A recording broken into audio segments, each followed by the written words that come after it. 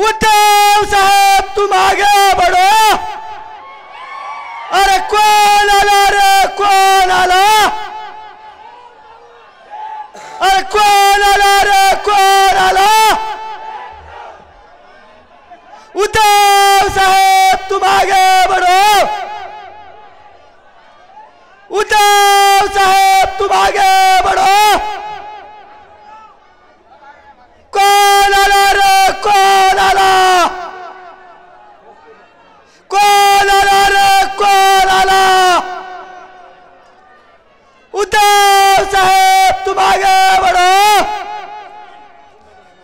उद्धव साहेब तुम आगे बढ़ो। अरे कौन आला रे, कौन आला? रे कौन आला रे, कौन आला? उद्धव साहेब तुम आगे बढ़ो। अरे कौन आला रे, कौन आला? उद्धव साहेब तुम आगे बढ़ो। उद्धव साहेब तुम आगे बढ़ो। सावधान, सावधान। उद्धव साहेब तुम आगे बढ़ो। उद्धव साहेब तुम आगे बढ़ो। अरे कौन आला रे, कौन आला? अरे कौन आला रे, कौन आला? सावधान, सावधान। अरे कौन आला रे, कौन आला? अरे कौन आला रे, कौन आला? उद्धव साहेब तुम आगे बढ़ो। सन्माननीय पक्षप्रमुख, आपल्या महाराष्ट्राचे खरेखुरे पालक, कुटुंब प्रमुख माननीय बाळासाहेबजी ठाकरे यांचे चिरंजीव सन्माननीय उद्धवसाहेब ठाकरे यांचं मंचावर आगमन होत आहे। आपण सर्वांनी टाळ्यांच्या गजरात त्यांचं स्वागत करूया। महाराष्ट्र राज्याचे माजी मुख्यमंत्री तथा शिवसेना पक्षप्रमुख मंच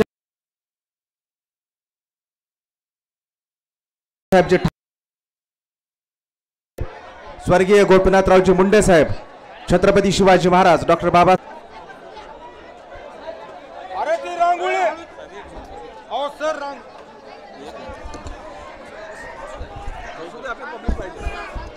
यानंतर कळंब तालुका शिवसेनेच्या वतीनं माननीय उद्धव साहेब ठाकरे यांचा सत्कार करण्यात येत आहे। कळंब तालुका शिवसेना प्रमुख तथा कळंब कृषी उत्पन्न बाजार सभापती सन्मान्य शिवाजीप्पा कापसे यांना सर्वांना मी विनंती करतो की त्यांनी सन्मान्य उद्धव साहेब ठाकरे यांचा सत्कार करावा।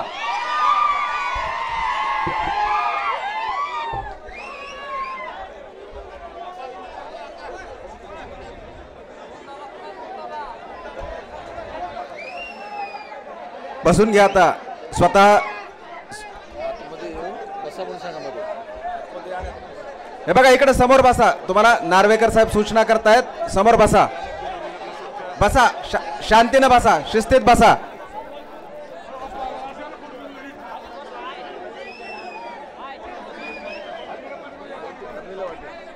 बसून घ्या, समोर बसा, बसा, या इकडे समोर बसा, समोर बसा, बसून घ्या। थोडा उन्हाचा कडाका आहे, बसून घ्या, सहन करा। विजय असो, विजय असो। चला चला। यानंतर आमदार पाटील यांना विनंती करतो की त्यांनी आपल्याला संबोधित।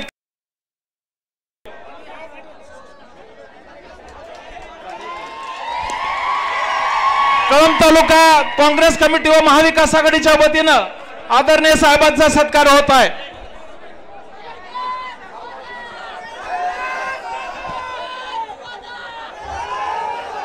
फक्त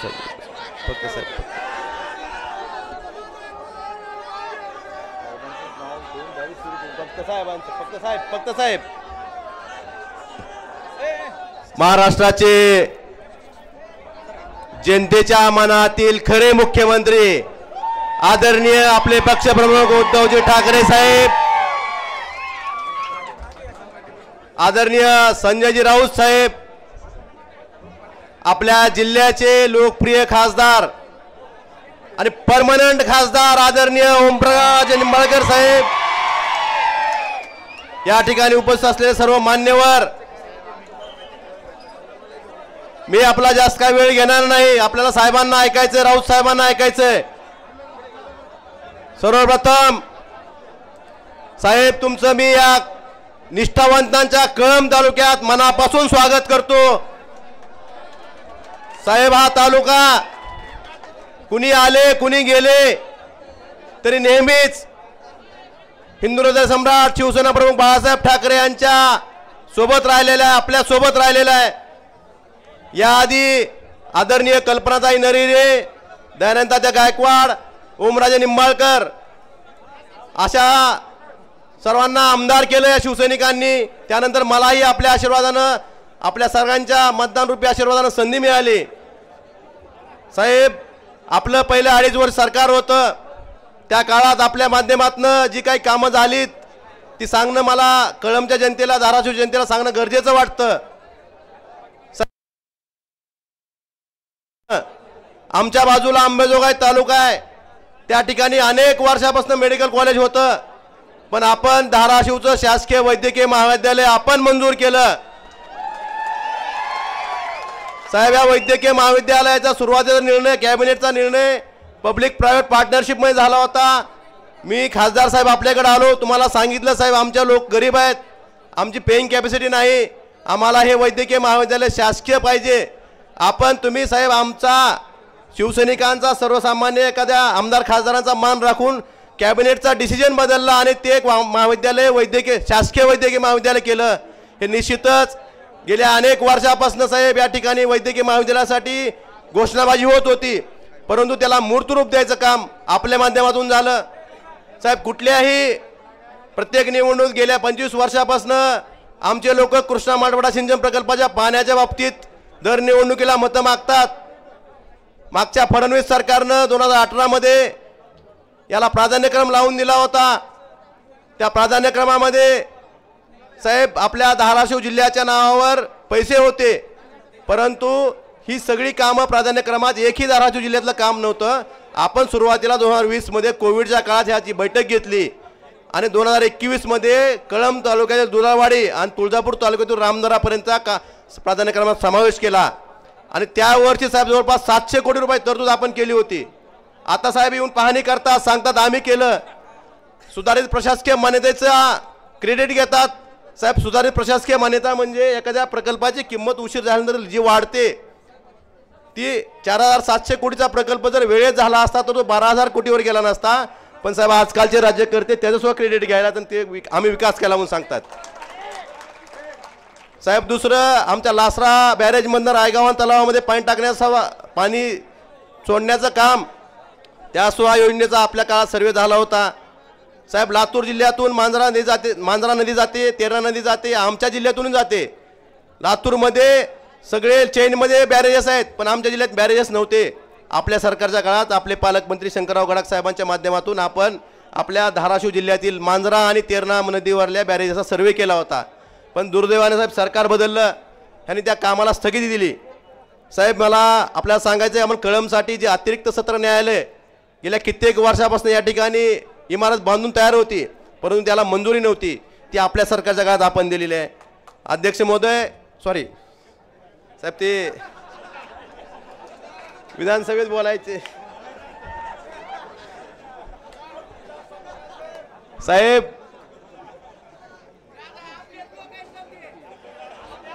साहेब महाविकास आघाडी सरकारच्या काळामध्ये आपण रस्त्यासाठी, वेगवेगळ्या योजनांसाठी भरपूर निधी दिला होता, परंतु ह्या सरकारनं जवळपास 135 कोटी रुपयाची कामं, रस्त्याची कामं होती साहेब, रोज ॲक्सिडेंट होत होते, परंतु मी त्यांच्यासोबत गेलो नाही म्हणून या कामाला स्थगिती दिली होती. आपण जसं कोर्टात आपल्या पक्षाविषयी झगडतो आपण सगळेजण, तसंच मलाही कोर्टात जावं लागलं आणि मुंबई उच्च न्यायालयाने ती स्थगिती उठवली. जवळपास साहेब 135 कोटी रुपयाची कामं ही आता चालू होत आहेत. साहेब मला आपल्याला एवढंच सांगायचं आहे, आपल्या आशीर्वादाने आणि समोर बसलेल्या शिवसैनिकाच्या मताच्या जीवावर मी आमदार झालो. या ठिकाणी याआधीही हा तालुका फक्त मातोश्रीची आणि ठाकरे कुटुंबियाशी शिवसेनेशी एकनिष्ठ राहिलेला आहे. अध्यक्ष साहेब मला जाण आहे की मी आज जो आमदार आहे, खासदार साहेब ओमदादा असतील, आम्ही तुमचा आशीर्वाद आणि तुमचा ह्या दोघांचा आशीर्वाद आज या ठिकाणी बोलतोय आणि ही जाण आम्ही शेवटपर्यंत ठेवू आणि आदरणीय उद्धवजी ठाकरे साहेबांची साथ कधी सोडणार नाहीत एवढा शब्द देतो आणि माझ्या शब्दांना विराम देतो. धन्यवाद. जय हिंद, जय महाराष्ट्र. यानंतर धाराशिव जिल्ह्याचे लोकप्रिय खासदार आदरणीय ओमदादा निंबाळकर आपल्या मार्गदर्शन करतील.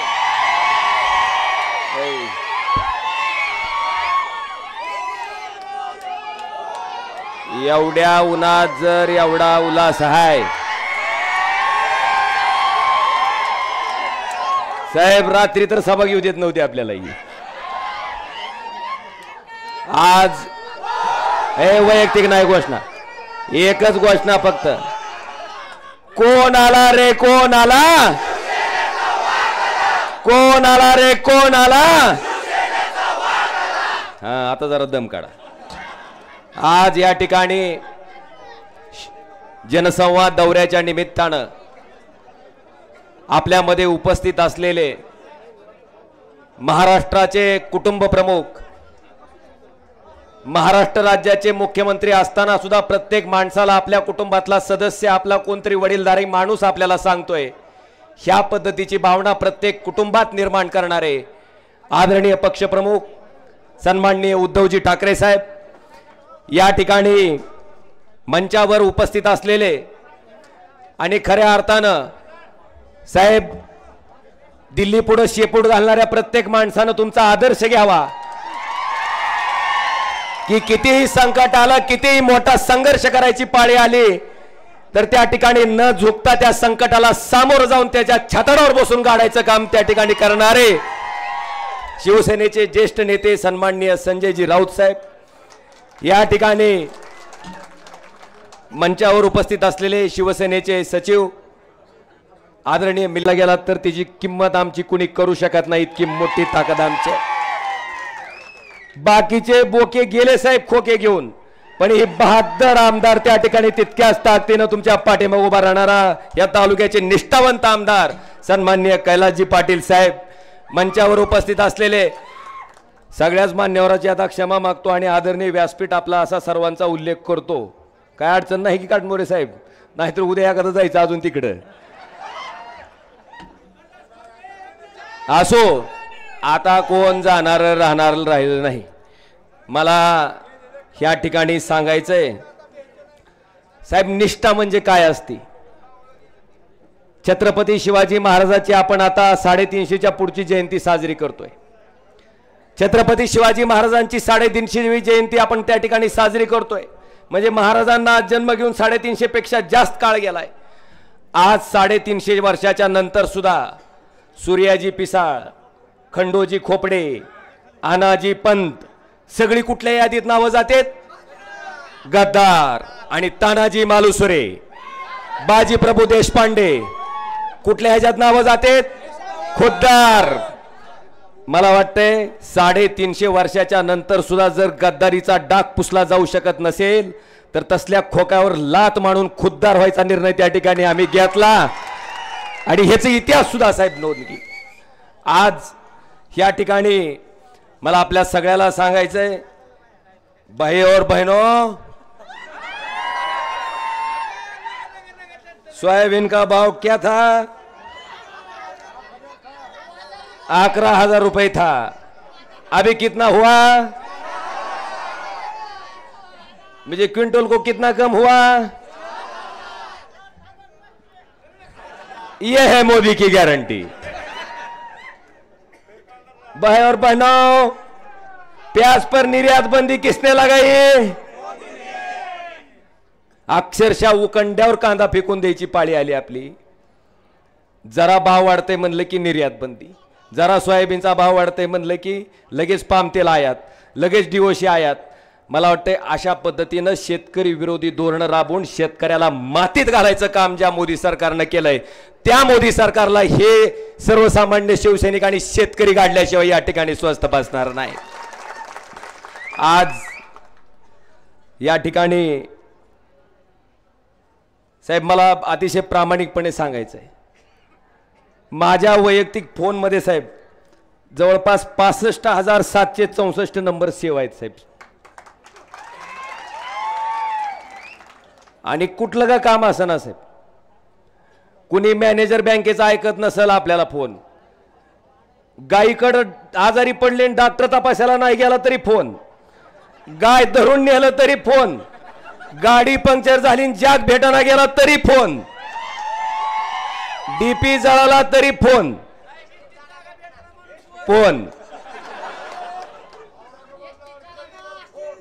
साहेब मला एवढंच सांगायचंय की ही कधीच शक्ती निर्माण हो. आता सुद्धा गंमत सांगतो, तिथं शिवाजी पत्र्यापाशी उतरत होतो, पोलिसाला वाटलं असल्या कापड्यातलं कुठलं खासदार दिलं ढकलून मला पलीकडला,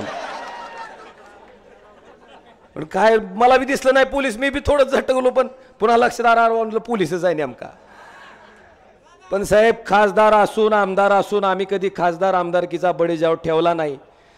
ही खासदारकी ही आमदारकी तुमच्यासाठी आहे आणि तुमच्यासाठीच त्या ठिकाणी आम्ही त्या ठिकाणी पणाला लावणार. आज बरीचशी लोक म्हणतात की फोनवर बोलल्यानं काय होतंय. साहेब दिवसाकाठी साधारणतः 500 1000 कुणाला जर आता पावसाळ्यात कुत्र्याच्या छत्र्या उगवल्या आणि लई चुकाच्या छत्र्या उगवल्या आता भावी खासदाराच्या. माझं त्यांना जाहीर आव्हान आहे, एकच दिवस माझ्या फोनवरचे फोन उचलून दाखवायचे. तुम्हाला सांगतो एकच दिवस येईल लक्षात काय काम आहे ते. आता एक महत्वाचा मुद्दा, जर 500 लोक मला फोन करत असतील तर ती 500 तरी खुळे असतील आणि इडबळ उडवणारा मी तरी खुळा असेल. ज्या अर्थी 500 लोक फोन करतात म्हणजे काम होतंय म्हणून फोन करतात. आणि मला वाटतंय साहेब सामान्य माणसाचं काय असतंय, बँकेचा मॅनेजर लोन देत नाही, आपण त्याचा फोन घेतला बँकेच्या मॅनेजरला सांगितलं दे बाबा साहेब, त्याचा 200 ते 300 रुपये खर्च चक्रा मारायचा वाचतंय. मला वाटतंय ह्या पद्धतीनं सामान्य माणसाचा कुटुंबातला सदस्य म्हणून काम करायचा मी केलेला आहे प्रयत्न. आणि निश्चितपणे तुमच्या घरातला कुटुंबाचा सदस्य म्हणून मी मतं मागितली होती आणि त्याच पद्धतीनं तुमच्या घरातला कुटुंबाचा सदस्य म्हणून 5 वर्ष अखंडपणे तुमच्यासाठी राबलोय. आज या ठिकाणी मला आपल्याला आवर्जून सांगायचं आहे की मराठा आरक्षणाच्या बाबतीत सुद्धा लोकसभेमध्ये मी जवळपास 7 वेळेस मागणी केली. पहिल्यांदा ज्यावेळेस सुप्रीम कोर्टात याचिका दाखल झाली त्यावेळेस आपण मागणी केली.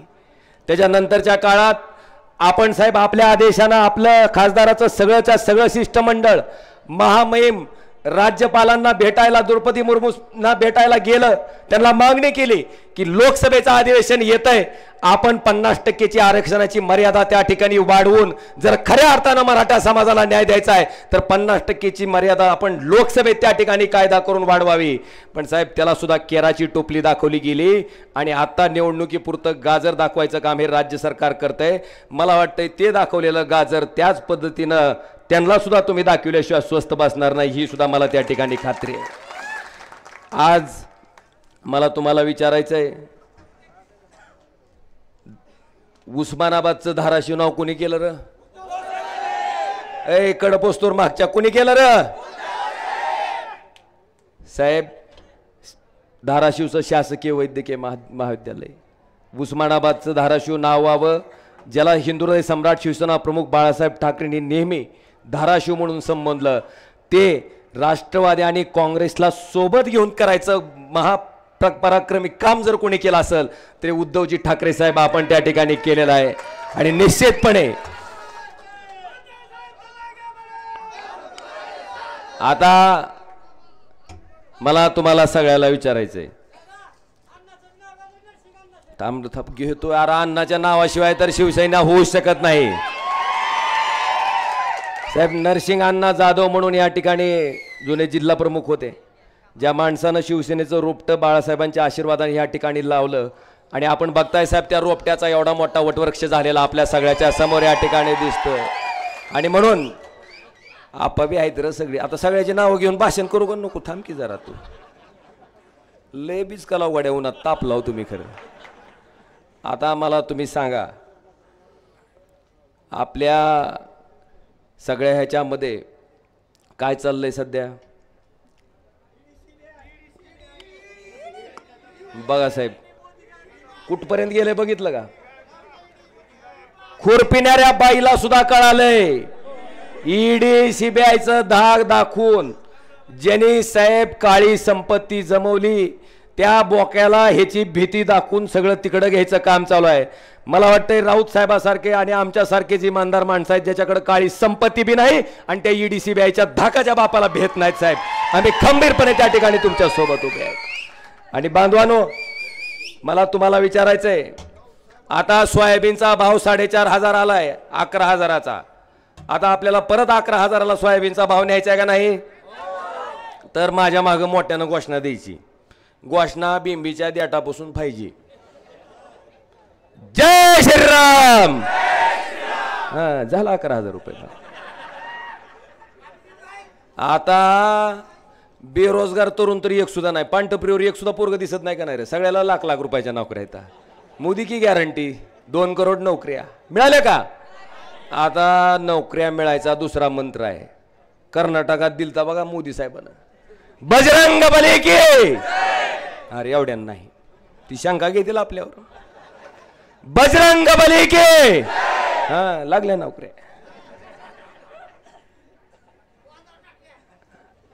अरे हिंदुत्वाचं सर्टिफिकेट बाळासाहेब ठाकरेच्या शिवसैनिकाला असल्या फुडतूस लोकांनी द्यायची गरज नाही. आम्ही हिंदू आहोत, आम्हाला सांगायची गरज नाही तुझी.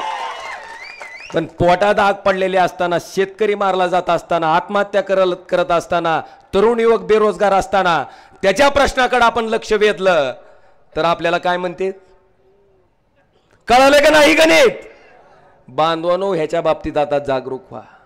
विषय असंख्य आहेत, बरेचसे विषय आता ह्या ठिकाणी बोलण्यासारखे आहेत.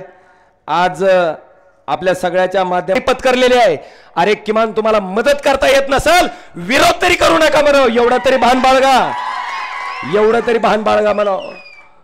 आज जेव्हा मराठा समाजाचा सामान्य कुटुंबातली लोकसाहेब आपण बघितलं असेल, अनेक शेतकरी, असंख्य शेतकरी साहेब आत्महत्या करतात. पूर्वी 10 एकर जमीन होती, 10ची 5 झाली, 5ची 2.5 झाली, आता गुंट्यावर आलेली आहे. अतिशय दयनीय परिस्थिती आहे. त्या माझ्या बांधवाला आरक्षण मिळावी ही रास्त मागणी त्या ठिकाणी आहे. आणि आपण नेहमी साहेब त्याच्या बाजूने त्या ठिकाणी उभे राहिलेला आहात. कायदेशीर काय करणं गरजेचं आहे हे आपण सरकारला सांगतोय, पण सरकार लोकांना खेळवण्यासाठी काय गरजेचं आहे तेवढं काम करतंय. आता हे गद्दारीतनं तयार झालेलं सरकार येणाऱ्या 2024ला गाडल्याशिवाय आपण स्वस्थ बसणार. आणि एक सांगतो, आता काय अडचण वाटते का आपल्याला साहेब? मी आणि कैलास दादा इतकं माणसात असतो, सेल्फी काढणाऱ्या माणसाने जरी मतदान टाकलं तरी माझं 6 लाखाच्या पुढे जाईल साहेब. मला तुम्हाला एकच आव्हान करायचंय बाबांनो, मला तुम्ही सांगा, 2019ला मी खासदार म्हणून निवडून आलो. आपली भारतीय जनता पार्टीची युती होती. ही काय म्हणते तर काय म्हणते तिला? अरे त्यांना सांगा की ह्याच मतदारसंघातून कल्पनाताई नरहिरे ज्यावेळेस मोदीचा जन्म सुद्धा झाला नव्हता तेव्हा 2004ला खासदार होत्या. त्यांना सांगा अरविंद कांबळे मोदीचा राजकीय जन्म झालेला नसताना सुद्धा हिंदुराय सम्राट शिवसेना प्रमुख बाळासाहेब ठाकरेंच्या आशीर्वादानं धनुष्य बाणावर त्या ठिकाणी खासदार होते का नाही रे? मग आता साहेब कोण कुणामुळे झालं? आणि म्हणून जरा हुकलं काय, उन्हामुळे झालं काय की शिवाजी बापू काम नाही होते का नाही? पण त्यांना सांगा रे जरा. आता मला तुमच्याकडून एकच अपेक्षा आहे, 2024ला आपल्याला, मी मागच्या वेळेस 1,27,000 मतांना काहीतरी निवडून आलतो, पण बांधवानो मागच्या वेळेस जेवढ्या लीडनं निवडून आलो होतो, आता आपण मोदीच्या विरोधात हो का नाही रे? त्याच्यापेक्षा एक तरी मत आगाव मला तुमच्याकडून पाहिजे, तरच बाळासाहेबाचा पट्ट्या म्हणून मी त्या ठिकाणी सांगेल. आणि मला खात्री आहे की आपण इमानदारीनं जर काम केलं असेल तर जनता सुद्धा साहेब इमानदारीनंच त्याची फेड करते. आणि निश्चितपणे आम्ही आपल्याला विश्वास देतो साहेब, असली गद्दारी किती जरी झाली असली, किती जरी बोकं साहेब, आम्हाला लक्षात येते तुमच्या वेदना साहेब. आमचा ग्रामपंचायतचा एखादा सरपंच केलेला माणूस फुटला तर आम्हाला रात्रभर झोप येत नाही साहेब. साधा ग्रामपंचायतचा सरपंच केलेला 40 लोक साहेब, कोण पानटपरीवर होतं, कोण रिक्षा चालवित होतं, कोण कुठं काय काय करीत होतं साहेब. अशी माणसं सगळी मोठी, बरं नुसती मोठीच नाही, सामान्य कुटुंबातली माणसं, आमदार, खासदार, मंत्री, मुख्यमंत्री, लोकसभेचा अध्यक्ष ज्या शिवसेनेनं केला, मला वाटतं जगामध्ये आणि भारतामध्ये फक्त एकच असा पक्ष असेल, हिंदुहृदय सम्राट शिवसेना प्रमुख बाळासाहेब ठाकरे आणि उद्धवजी ठाकरे साहेबांची शिवसेना. साहेब हे आपण घडवलंय. पण साहेब 4 टर्म मंत्री आमदार होऊन म्हणतात आमच्यावर अन्याय झाला. होय र, आमदार खासदार गेलो अन्याय होते का? आता ह्यांचा अन्याय ठेवचाल का तुम्ही? फक्त वाट बघतेत साहेब, वाट बघून आहेत 2024 हा खपटाच्या आड गेल्यावर 100% कार्यक्रम ठरलेला आहे. खरं तर आपल्याला उद्धवजी ठाकरे साहेबांना ऐकायचंय, खरंच बोलण्यासारख्या बऱ्याचशा गोष्टी आहेत, पण आता मी आपला फारसा काही वेळ घेत नाही. पण साहेब निश्चितपणे आपण आल्याच्या नंतर जी शिवसैनिकामध्ये एक ऊर्जा आलेली आहे, आज तुमच्या तब्येतीची आम्हाला कल्पना आहे साहेब. इतक्या सगळ्या स्वतःच्या आरोग्याच्या अडचणी असताना सुद्धा त्या कुणाचीही पर्वा न करता स्वतःच्या जीवावर उदार होऊन आपण साहेब पूर्ण महाराष्ट्राचा दौरा करताय. खरंच तुमच्या इच्छाशक्तीला सलाम आहे साहेब आमचा. आणि तुम्ही घेतलेली मेहनत हा सर्वसामान्य शिवसैनिक कधीही वाया जाऊ देणार नाही. ज्यावेळेस साहेब आपण वर्षा बंगला सोडत होतात त्यावेळेस सांगतो साहेब, राजकारणाचा ज्या माता भगिनीचे काही संबंध नाही, अशा माझ्या माता भगिनीच्या सुद्धा डोळ्यात आसू होती साहेब, मन रडत होतं साहेब. आणि खात्रीनं सांगतो की त्या आसवाचा हिशोब ही जनता येणाऱ्या निवडणुकीत घेतल्याशिवाय राहणार नाही, एवढं या ठिकाणी सांगतो. आणि आपल्या सगळ्यांची रजा घेतो. धन्यवाद. जय हिंद, जय महाराष्ट्र. यानंतर आदरणीय खासदार संजयजी राऊत साहेब.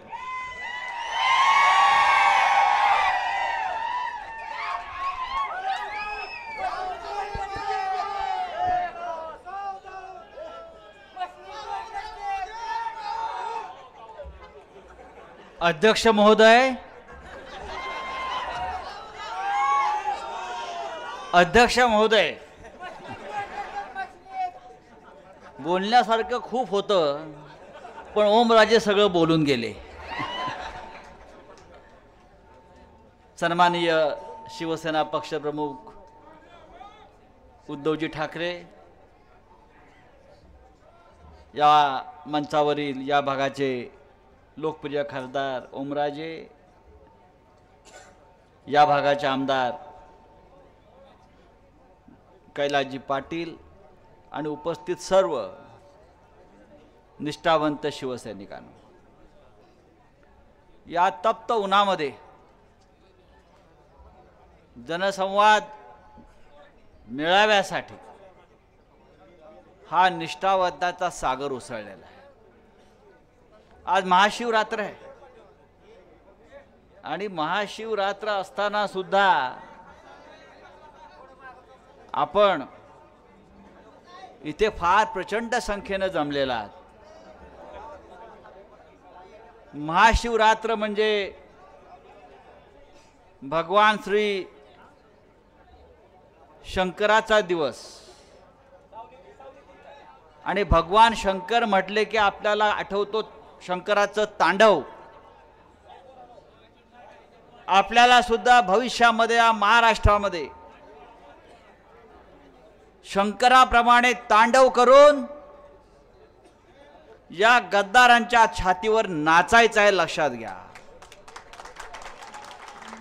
माननीय उद्धवजी, कालपासून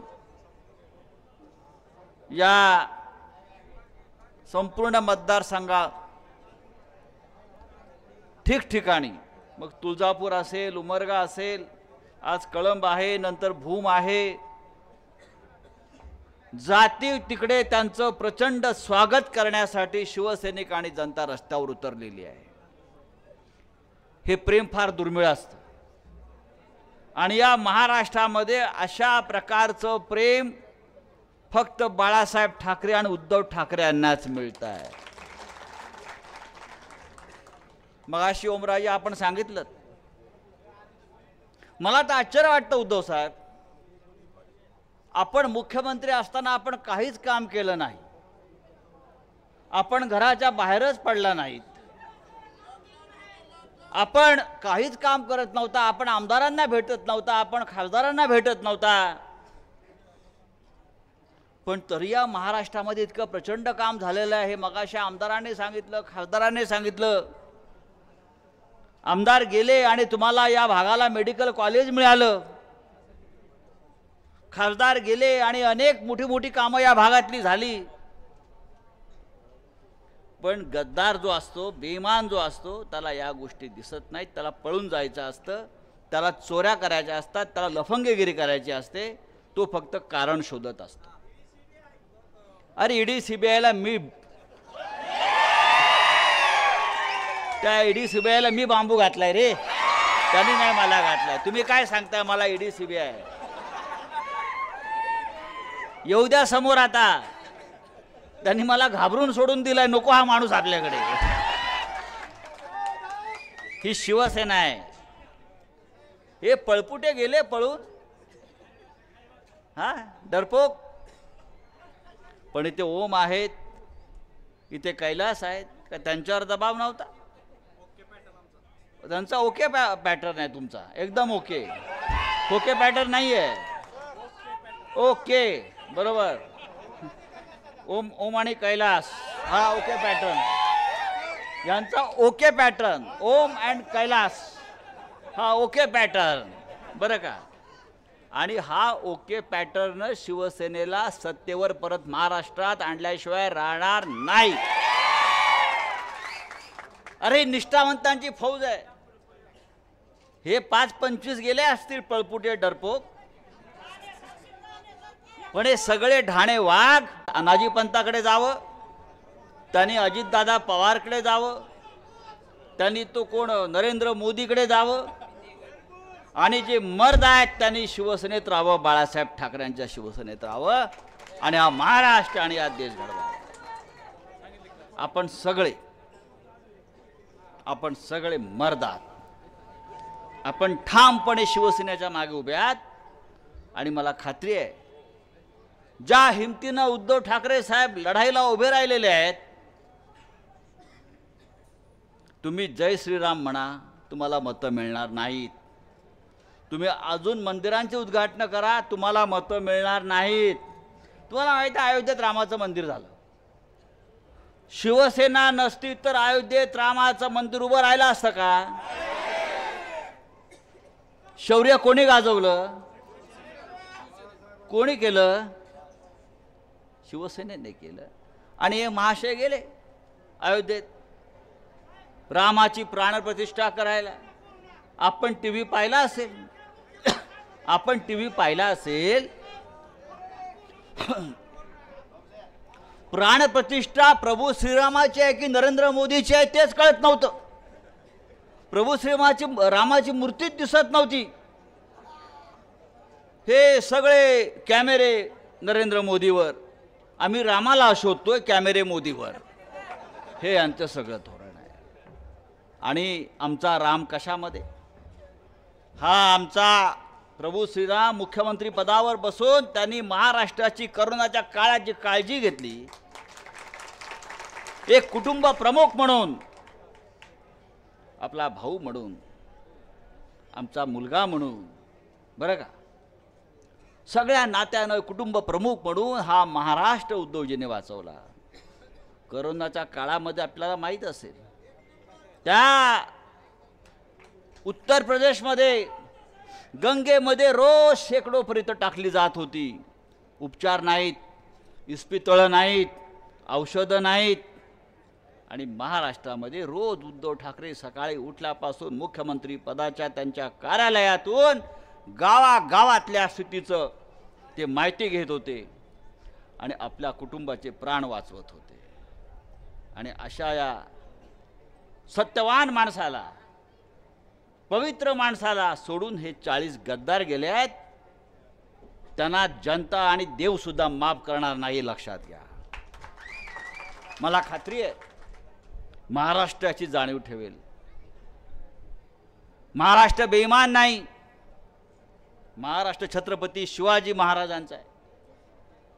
आणि छत्रपती शिवाजी महाराजांचं आपण नाव घेतो तेव्हा डॉक्टर बाबासाहेब आंबेडकरांचं संविधान या देशामध्ये आहे. अजून काय काय राहिलं आहे? हां,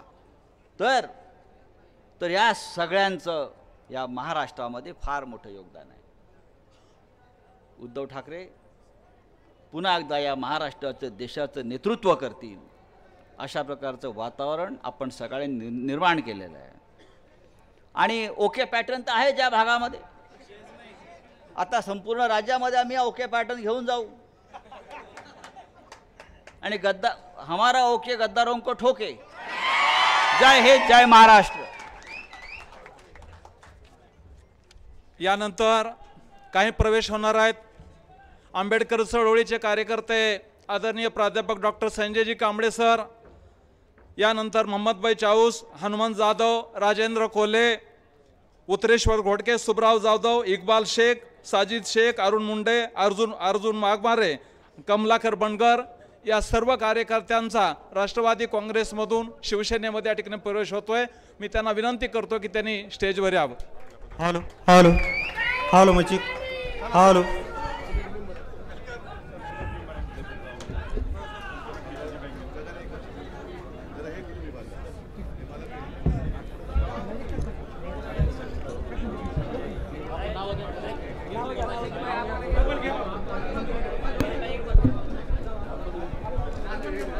माननीय डॉक्टर संजयजी कांबळे सर, यानंतर राजेंद्रजी कोल्हे, बाळासाहेब पाटील, मोहम्मद चाऊस, हनुमंत जाधव, उत्तरेश्वर घोडके, सुब्राव जाधव, इक्बाल शेख, साजिद शेख, अरुण मुंडे, अर्जुन वाघमारे, कमलाकर बनकर, रमेश पवार, अशोक रोकडे या सर्वांचा या ठिकाणी उद्धव बाळासाहेब ठाकरे या शिवसेनेमध्ये प्रवेश होतोय.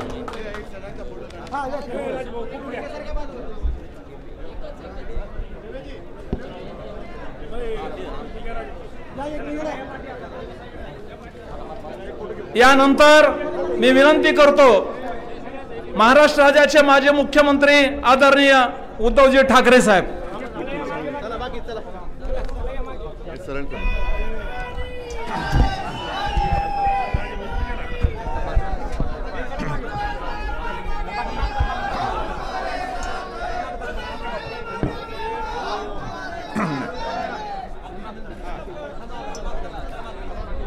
जमलेल्या माझ्या तमाम हिंदू बांधवांनो, भगिनींनो आणि मातांनो,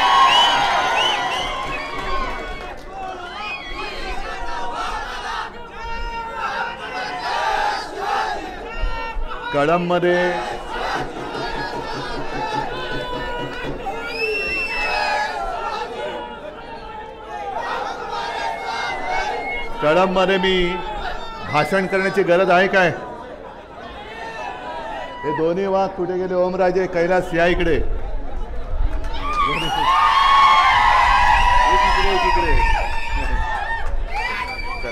हे दोन वाघ आहेत माझे.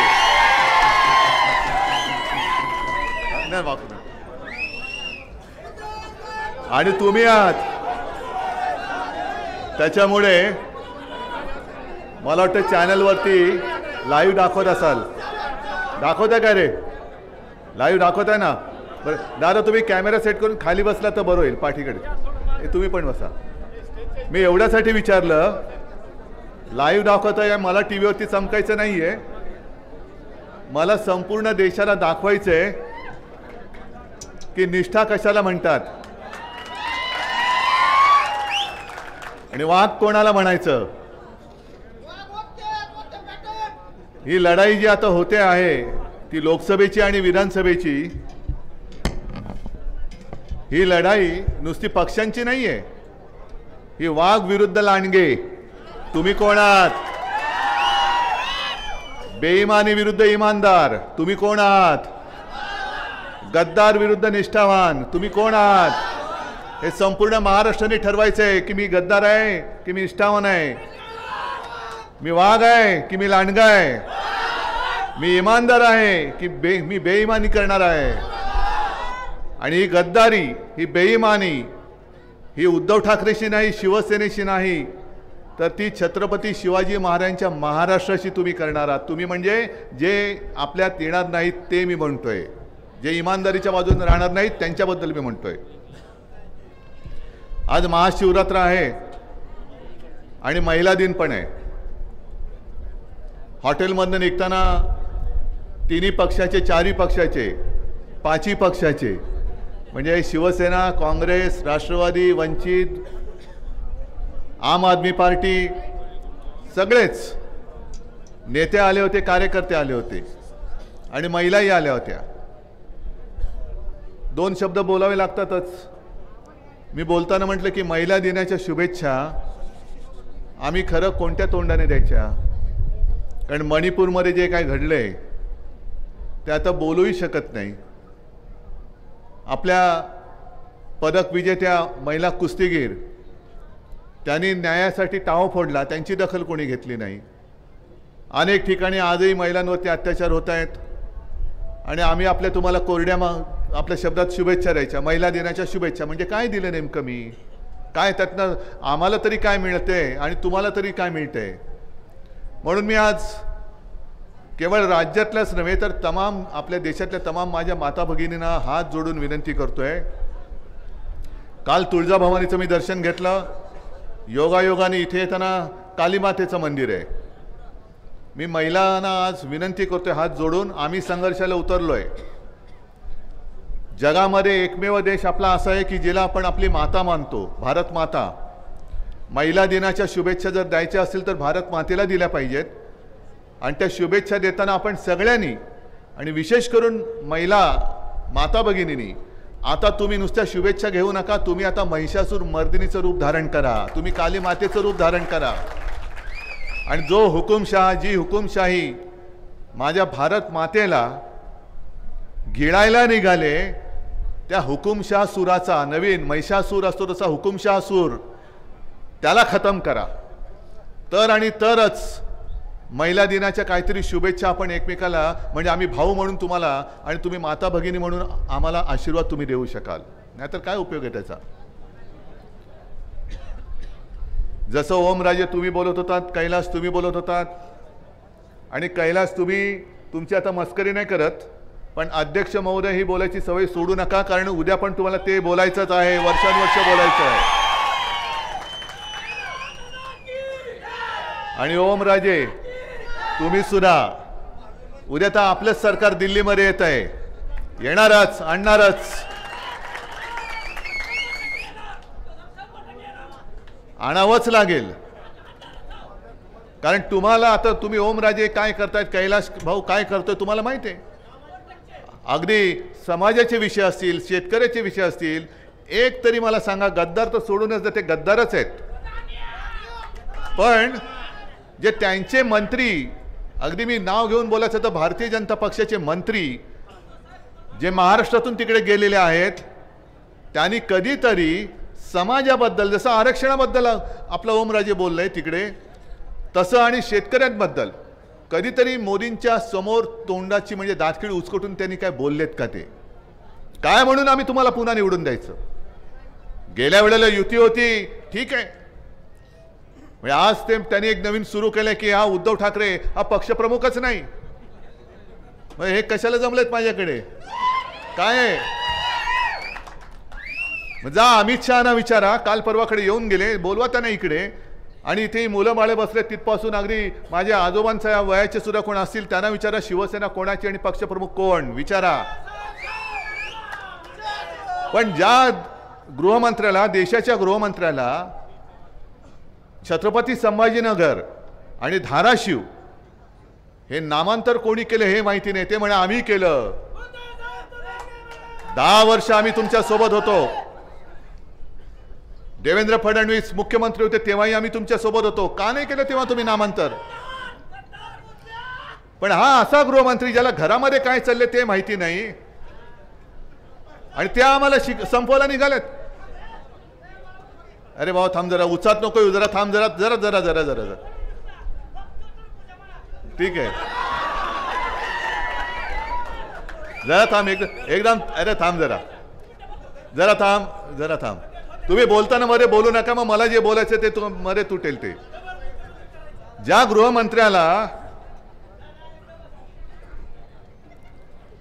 ज्या गृहमंत्र्याला हे नामांतर कोणी केलं माहिती नाही, स्वतः झालं शांत. अरे परत आता मी येऊन बसू काय तिकडे? जरा थांब, आता गडबड करू नको. ज्याला नामांतर कोणी केलं माहिती नाही, ज्याला शिवसेनेचा पक्षप्रमुख कोण माहिती नाही, मग आता त्या अमित शहाना विचारा, 19 साली तुम्ही मातोश्रीमध्ये आला होतात मला भेटायला, ते कोणाला भेटायला आला होतात, काय म्हणून भेटायला आला होतात? त्या सत्यनारायणाच्या पूजा प्रसादाला आला होतात? प्रसादाला आलाच होतात, कारण माझी आणि माझ्या शिवसेनेची मतं तुम्हाला पाहिजे होती. त्यावेळेला मला फोन करते, अरे उद्धव जी आपको कल तो आना है. म्हटलं क्यों, कहाँ पे? नहीं कल मैं अहमदाबाद से मैं फॉर्म भरने वाला हूँ, तो आपको तो आना चाहिए. आता हूँ. गेलो आपला. मग नंतर परत एकदा फोन आला, अरे उद्धव जी आपको मालूम है ना परसों तो आपको आना है. म्हटलं कहाँ? वाराणसी में. म्हटलं वाराणसी में क्या करना है? अरे मोदी जी अपना पर्चा भर रहे हैं. म्हटलं मी काय करू त्याच्यात? नाही आपको तो आना होगा. मला कशाला बोलवलं होतं तिकडे? अर्ध्या रात्री मी वाराणसीत गेलो होतो तिकडे. माझी पुण्याची सभा, कारण प्रचार सुरू होता लोकसभेचा, पुण्याची सभा आटपून मी मध्यरात्री त्या वाराणसीला गेलो होतो. दुसऱ्या दिवशी मोदी बुवांच्या बरोबर तोंड दाखवायला, कारण आम्ही सगळे सबका साथ आणि दोस्तों का विकास. मला कशाला बोलवलं होतं? जा सांगा ना, सुप्रीम कोर्टामध्ये जाऊन सांगा की आम्ही यांच्याकडे टाइमपास करायला गेलो होतो, चाय पे चर्चा करायला गेलो होतो. सांगा. जर तुमचा स्वतःचा फॉर्म भरायला उद्धव ठाकरे पाहिजे होता, मोदींचा फॉर्म भरायला उद्धव ठाकरे पाहिजे होता, कारण तो शिवसेनेचा पक्षप्रमुख होय, मी आहेच. आणि ही शिवसेना आणि ही सगळी संपत्ती माझी वडिलोपार्जित आहे. शहा तुमचा अधिकार नाहीये. तुम्ही माझे ह्या लोकांनी मोठे केलेले, म्हणजे इथे आमदार आणि खासदार माझेच आहेत आणि माझेच राहणार आहेत. पण आता याच्या पुढे जाणार तिकडे एक तो खेकडा त्यांनी घेतलाय. पण इतर तुम्ही आमदार चोरले असाल, खासदार चोरले असाल, खोक्यांमध्ये बसवला असाल, पण माझी ही संपत्ती कशी चोराल तुम्ही? या ना यांच्या समोर येऊन बोलून दाखवा. आणि मी त्या नार्वेकरांना सुद्धा सांगतोय, त्या लबाडाला, होय लबाडच आहे तो. आता निवडणूक लढतोय म्हणतोय भाजपकडनं. मग मला सांगा, बंगालमध्ये एका न्यायमूर्तींनी राजीनामा दिला, गंगोपाध्याय. आले कानावर तुमच्या? आले ना? अरे हो की नाही? नसेल तर नाही सांगा, मी सांगतो. बंगालमध्ये आता निवडणुकीच्या तोंडावरती एक ते गंगोपाध्याय म्हणून न्यायमूर्ती होते, त्यांनी 4 दिवसापूर्वी राजीनामा दिला आणि भारतीय जनता पक्षात प्रवेश करून आता ते लोकसभेची निवडणूक लढत आहेत. आणि मग आज सामनामध्ये अग्रलेख आहे. काल सुद्धा लोकसत्तेत अग्रलेख होता. काल लोकसत्तेच्या अग्रलेखाचं नाव शीर्षक होतं न्यायदेवता बाटली. आणि आज सामनामध्ये दिलेलं आहे. हे महोदय ज्या वेळेला न्यायमूर्ती होते तेव्हा असे त्यांनी काही निर्णय दिलेत की ज्या तृणमूल काँग्रेसच्या विरोधात त्यांनी निर्णय दिलेले आहेत. आज ते जे बाहेर पडलेत ते तृणमूल काँग्रेसवरती आगपाखड करतायत. मग तुम्ही त्या खुर्चीमध्ये बसला होता, त्या खुर्चीचं पावित्र्य तुम्ही राखलं होतं हे कशावरून? कारण तेच गंगोपाध्याय सांगतायत की भारतीय जनता पक्ष माझ्या संपर्कात होता आणि मी देखील त्यांच्या संपर्कात होतो. म्हणजे न्यायमूर्ती एखादा निवृत्त झाल्यानंतर त्याला राज्यसभा देणं किंवा राज्यपाल देणं हे चोरी चोरी छुपे छुपे चालत होतं. पण आज उघडपणाने न्यायदानामध्ये सुद्धा जर भाजपची ही काळी मांजरं बसली असतील तिकडे, तर आम्ही न्याय मागणार कोणाकडे? आणि तसंच हे जे नार्वेकर, आज मी त्यांना आरोपच करतोय की तुम्हाला लोकसभेची उमेदवारी देण्याची लालूच दाखवून तुम्ही माझ्या शिवसेनेच्या विरोधात तुम्हाला निर्णय द्यायला लावला, हा माझा आरोप आहे. कारण सर्वोच्च न्यायालयाने काल म्हटलेलं आहे की तुम्ही, म्हणजे त्या लवाद्यांनी जो काही निकाल दिलेला आहे, निर्णय दिलेला आहे, तर सर्वोच्च न्यायालयाच्या निर्णयाच्या विरुद्ध वाटत नाही काय, हा सर्वोच्च न्यायालयाचा प्रश्न आहे. पण हे एवढे निर्लज्ज आहेत. भाजप काय, मिंधे काय, दुसरे ते गेलेले 70,000 कोटी वालेले या ठिकाणी आणि त्या ठिकाणी हे गेले तिकडे. पण निर्लज्जम सरासुखी. आता ओमराजे तुम्ही जे सांगितलं की जेव्हा माझ्या लक्षात आलं की ही सगळी माणसं आपली जी होती ज्यांना खरोखर आहे, काही जणांना मी माझ्या लहानपणापासून बघत आलेलो आहे, काही जणांना त्यांच्या लहानपणापासून बघत आलेलो आहे. शिवसेना प्रमुखांनी त्यांना भरभरून दिलं, आम्ही त्यांना भरभरून दिलं, घरातली कुटुंबियांसारखे त्यांच्याशी मी वागलो. अगदी आदित्य काय, तेजस काय, त्यांना सुद्धा काका काका म्हणून बोलत होते. आम्हाला एक तो धक्का होता की अरे आपल्या घरातला माणूस एवढा उलटा फिरू शकतो. एवढा उलटा फिरतो, आणखीन मी काय देऊ? एक गोष्ट खरी आहे की माझ्या मनात कधी मुख्यमंत्री पद नव्हतंच, पण परिस्थिती अशी निर्माण झाली की भारतीय जनता पक्षाने आपल्याला दगा दिला, पाठीत वार केला, आणि होय केलाच. मी काल तुळजाभवानीची शपथ घेऊन सांगितलेलं आहे की मी तुळजाभवानीची शपथ घेऊन सांगतो, अमित शहानी हिंदू हृदय सम्राट बाळासाहेबांच्या खोलीत जिथे आम्ही त्याला मंदिर मानतो त्या खोलीमध्ये मला हा शब्द दिला होता, आणि त्याच्यानंतर त्यांनी तो शब्द नाकारलेला आहे. आणि त्यांनी दगा दिल्यानंतर, कारण मी बाळासाहेबांना वचन दिलं होतं, मी प्रत्येक वेळेला सांगतो की हिंदू हृदय सम्राट शिवसेना प्रमुख ही ओळख तर मला आहेच, जगाला त्यांची ओळख ती आहेच, पण पहिल्यांदा मी जेव्हा हिंदू हृदय सम्राटांना पाहिलं तेव्हा हिंदू हृदय सम्राट म्हणून नाही पाहिलं, माझे वडील म्हणून त्यांना मी पाहिलेलं आहे. आणि एक माझं पुत्र कर्तव्य म्हणून मी त्यांना सांगितलं होतं त्या शेवटच्या काळामध्ये, कारण मी पुत्र म्हणून जबाबदारी घेतली हे मला सांगायचं होतं. मी त्यांच्या हातात हात घेऊन सांगितलं होतं की तुम्ही काळजी करू नका, एक ना एक दिवस आपल्या शिवसेनेचा मी मुख्यमंत्री करून दाखवेन. मी मुख्यमंत्री होईन माझं वचन नव्हतं, त्याच्यामुळे माझं वचन अजूनही अपूर्णच आहे. मला शिवसेनेचा मुख्यमंत्री पुन्हा करायचाच आहे, कारण माझं वचन मी बाळासाहेबांनी दिलेलं आहे, आणि ते वचन मला असं वाटलं होतं की तेव्हा भाजप पूर्ण करेल, त्यांनी तर नालायकपणा केला. आता हे वचन पूर्ण करण्याची जबाबदारी मी तुमच्यावरती सोपवतोय. आणि कसे वागतात हे तुम्हाला कल्पना आहे. अगदी आता त्यांच्या समोर गेलेले आहेत बच्चू कडूपासून सगळे हे सांगतायत भाजप जो आहे तो वापरा आणि फेकून द्या, गरज असेल तेव्हा वापरायचं, गरज होती तेव्हा मातोश्री, आणि निवडून आल्या काळात ज्यांनी मदत केली त्यांना संपवायला निघाले. बरं, काल सुद्धा मी बोललो होतो, अजूनही त्याच्यावरती त्यांच्याकडनं उत्तर नाही आलं. मोदीजींचं नाव जाहीर झालं, अमित शहाचं नाव जाहीर झालं उमेदवारीसाठी, बेहिशोबी संपत्ती गोळा केली म्हणून आरोप झालेल्या कृपाशंकरचं नाव झालं जाहीर, पण गडकरींचं नाव नाही जाहीर झालेलं. पंकजाताई मुंडेचं काय करणारे मला माहिती नाहीये, पण गोपीनाथ मुंडे, होय गोपीनाथ मुंडे आणि प्रमोद महाजन हे सुद्धा आम्हाला ठाकरे कुटुंबियांसारखे होते, आमचे कुटुंबीय होते. म्हणजे मोदीजी तुमचं आणि अमित शहाचं नाव म्हणजे अशा नावाच्या कोण व्यक्ती या देशात आहेत आणि भाजपात आहेत हे सुद्धा आम्हाला माहीत नव्हतं. त्यावेळेपासून आम्ही प्रमोद महाजन आणि गोपीनाथजी मुंडे यांना ओळखतो, आणि त्यांच्या कुटुंबियांचं आमचं नातं हे त्याही वेळेला होतं. आज सुद्धा मी ते मानतो, आणि म्हणून तुमच्या लक्षात असेल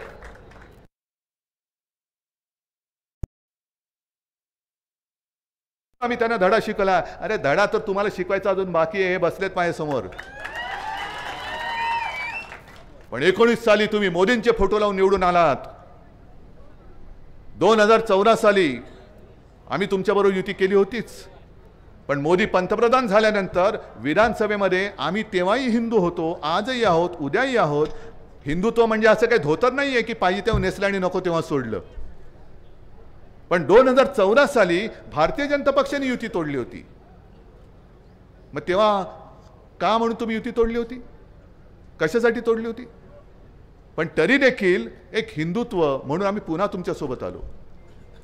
म्हणजे त्याच वेळेला हे आपल्याला संपवायला निघाले होते, आणि एका जबाबदार भारतीय जनता पक्षाच्या नेत्यांनी सांगितलेलं आहे.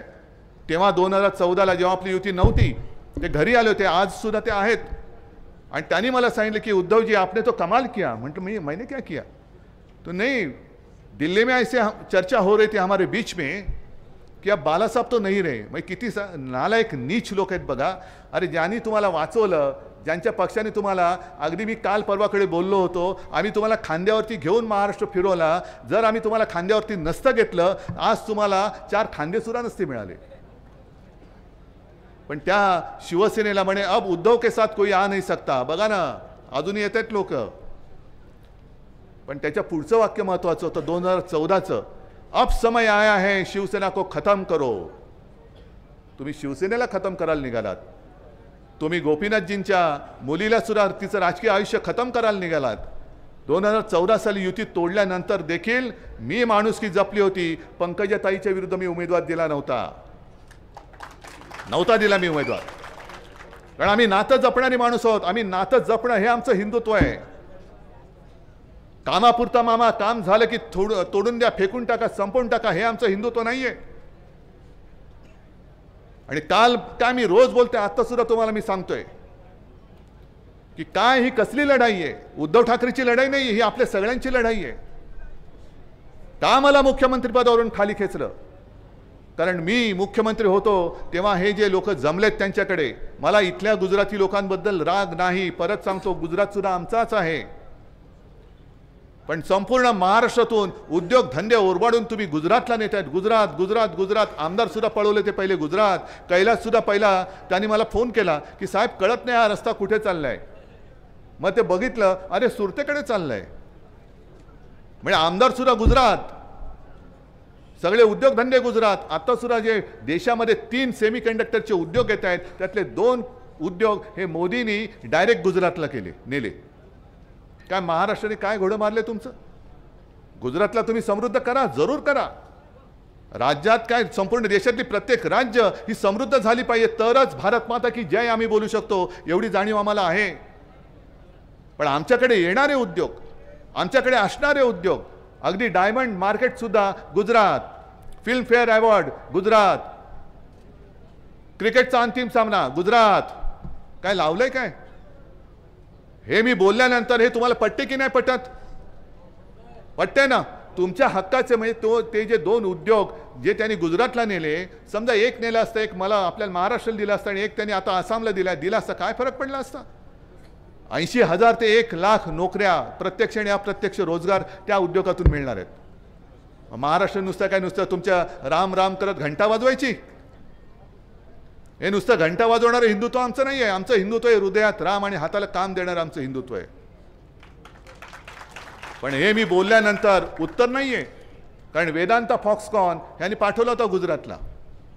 बरं, गेल्यानंतर वेदांता फॉक्सकॉनच्या कंपनीच्या लोकांनी बघितलं तिकडे काहीच सुविधा नाही. ते डोलारा काहीतरी गाव आहे.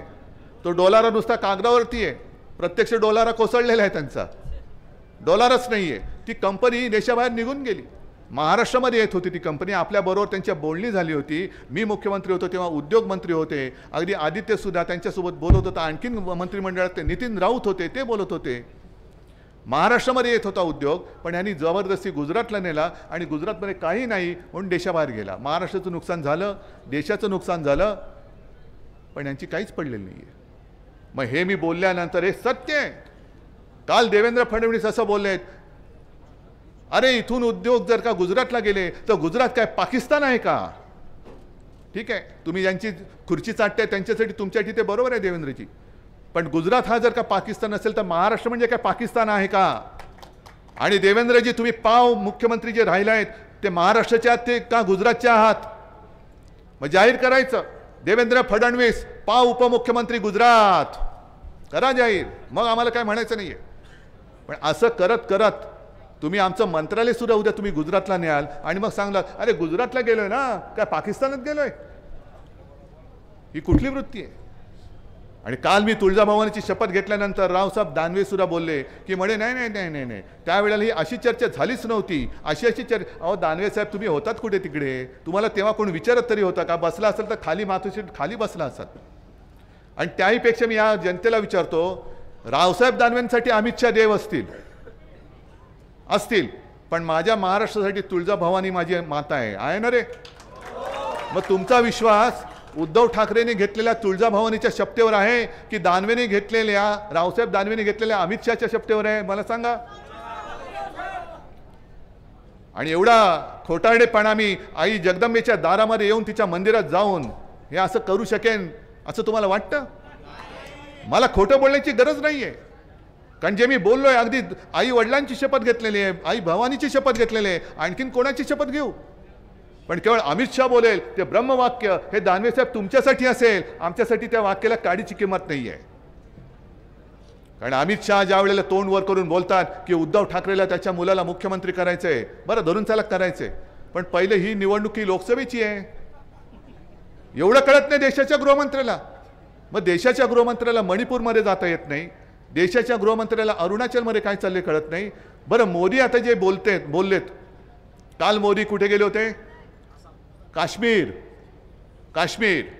आणि काश्मीरमध्ये जाऊन ते बोलून आले की 370 कलम काढल्यानंतर आता काश्मीर मोकळा श्वास घ्यायला लागले.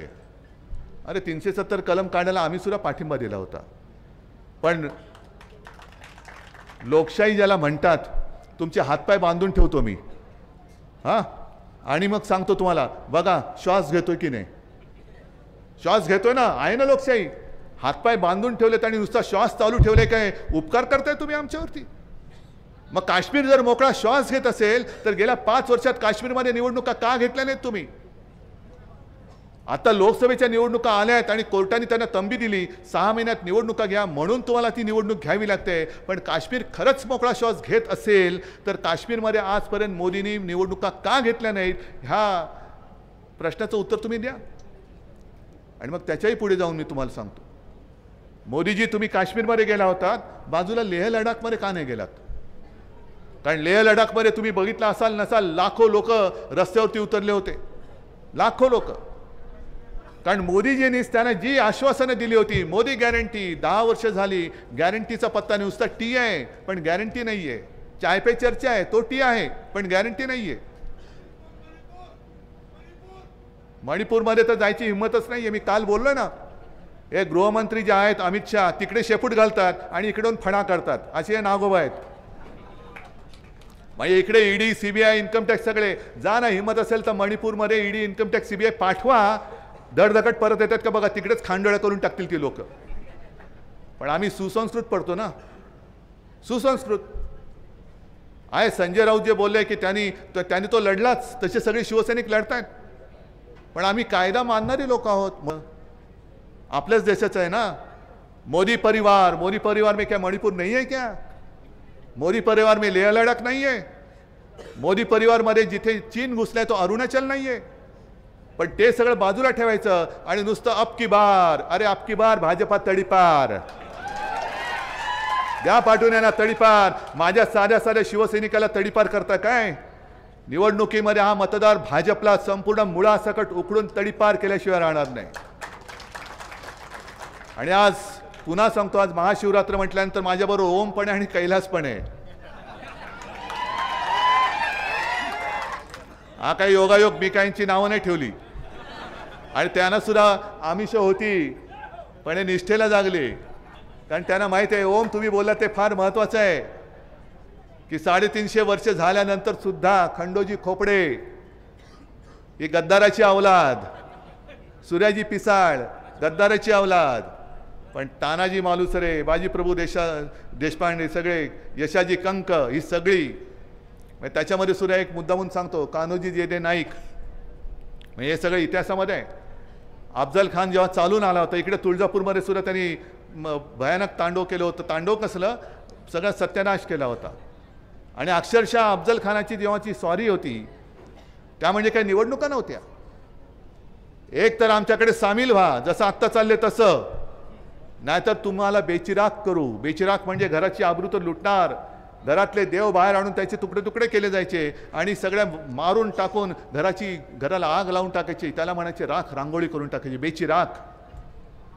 आणि असं सगळं ते संकट येताना कान्होजी जेदे एक दिवस त्यांच्या 5 मुलांना घेऊन शिवाजी महाराजांकडे गेले आणि त्यांना सांगितलं की तो खान आलायसा. तर महाराज म्हणाले, महाराजांना माहिती होतं सगळं. महाराजांनी विचारलं काय? मग काय? नाही, खानाने पत्र पाठवले. ते पत्र काय? हेच जे आता भाजपवाले करतात ना, भाजपात या नाही तर जेलमध्ये जा. ही अफजल खानाचीच वृत्ती आहे, ही अफजल खानाचीच वृत्ती आहे.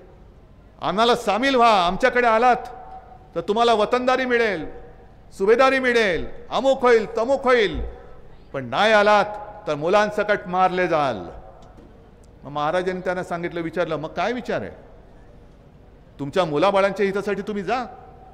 आणि जे कान्होजी जेदे नाईक चिडले, त्याने एक बाजूला एक लोटा होता तो घेतला आणि महाराजांच्या पायावरती पाणी सोडलं. ते म्हणाले, हे सोडलं मी पाणी माझ्या वतनदारीवर, हे सोडलं मी माझं पाणी माझ्या 5 मुलांवर, पण या जेद्याच्या अंगामध्ये जोपर्यंत प्राण आहे तोपर्यंत जेदे आणि त्याची 5 मुलं भगव्याशी बेईमानी करणार नाही. मेलो तरी 72, पण हातातला भगवा सोडणार नाही.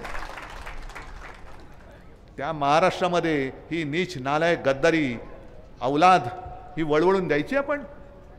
अरे महाराष्ट्राची ओळख काय असणार आहे? 300 वर्षानंतर, 350 वर्षानंतर छत्रपतींचा महाराष्ट्र, आणि ज्याचं वर्णन केलं गेलेलं आहे, राखट देशा, कणखर देशा, दगडांच्या देशा, का तो गद्दारांच्या, नालायकांच्या, लाचाराच्या देशा करायचंय, ही ओळख ठरवणारी ही निवडणूक आहे. आणि म्हणून तुम्हाला जे मी सांगतोय की प्रत्येकाने ठरवायचं आपण कोण आहोत, गद्दार आहोत का निष्ठावान आहोत, आपण वाघ आहोत की लांडगे आहोत, आपण इमानदार आहोत का बेईमानदार आहोत. एवढ्या प्रश्नाचं उत्तर जे तुम्हाला पटेल ते घ्या आणि मतदान करा. आणि मतदान करताना जसं मोदींनी सांगितलं होतं ना कर्नाटकात, काय सांगितलं होतं, बजरंग बली की जय बोलून मतदान करत. तसं मी तुम्हाला सांगतोय, आजच सांगतोय, काय निवडणूक आयोगाला करायचं ते करू द्या. हर हर महादेव, जय भवानी, जय शिवाजी असं करून या हुकुमशाहीला गाडून टाका. आणि ते गाडल्यानंतर छत्रपती शिवाजी महाराजांना अभिमान वाटेल असा माझा महाराष्ट्र हा देशाला दिशा दाखवल्याशिवाय राहणार नाही हा विश्वास व्यक्त करतो आणि आपली रजा घेतो. जय हिंद, जय महाराष्ट्र. यानंतर कृषी उत्पन्न बाजार समितीचे संचालक सन्माननीय बाळासाहेब पाटील यांचा शिवसेनेमध्ये प्रवेश होतोय. त्याचबरोबर विठ्ठल साळुंके यांचाही प्रवेश.